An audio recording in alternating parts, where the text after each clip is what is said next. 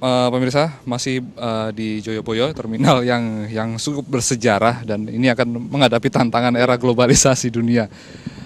Adanya ini apakah berarti investasi-investasi macam itu, self employed tadi yang Pak Engki jelaskan itu berarti menuju ke arah perubahan ekonomi global di seluruh dunia begitu, ke arah yang lebih baik atau mungkin lebih buruk dari kapitalisme gitu, Pak? Ya, jadi yang perlu kita sadari bahwa kita sekarang itu memasuki revolusi industri keempat, yaitu IT. Sebagaimana kita ketahui, revolusi industri pertama itu terjadi di Inggris waktu itu.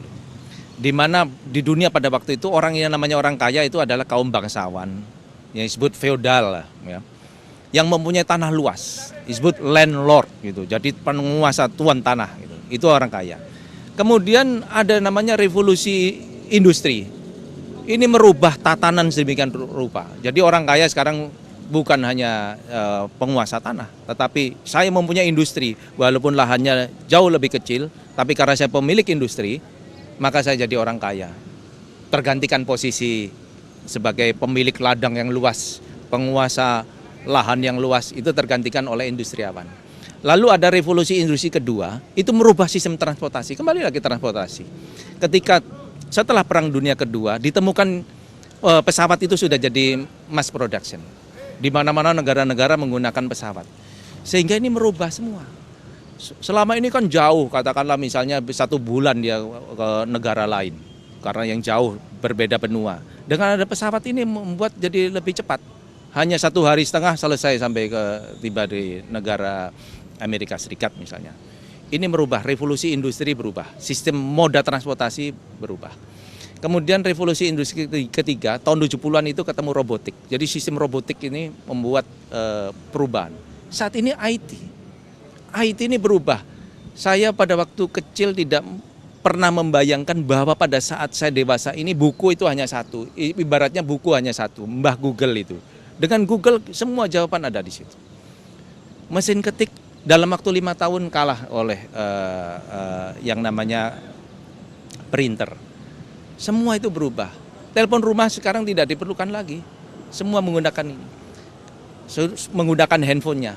Lalu operator katakanlah Telkomsel, XL, zaman dulu ketika awal-awalnya 15 tahun yang lalu ya. Pendapatannya dari pulsa. Jadi per pulsa hitungannya per detik mahal sekali. Saat ini sudah beralih ke paket internet. Karena seperti WhatsApp, kemudian yang namanya BlackBerry, yang namanya Skype itu tidak bayar semua. Jadi katakanlah misalnya ada keluarganya di luar negeri. Ketika itu zaman pulsa bayarnya 5 menit berapa mahalnya. Saat ini 2 jam pun kalau menggunakan Skype itu tidak bayar. Hanya dengan internet itu aja. Wifi itu bisa. Datang saja ke Tunjungan Plaza ada mall yang ada free wifi. Di sana main Skype bisa berhubungan dengan orang lain yang ada di Amerika Serikat tanpa membayar. Ini kan dunia berubah semua. Karena itu kita perlu mempersiapkan masyarakat yang siap dengan perubahan itu. Karena orang yang bisa survive itu bukan orang terpandai, bukan orang terkuat, tapi orang yang adaptif, yang bisa menyesuaikan dengan perubahan.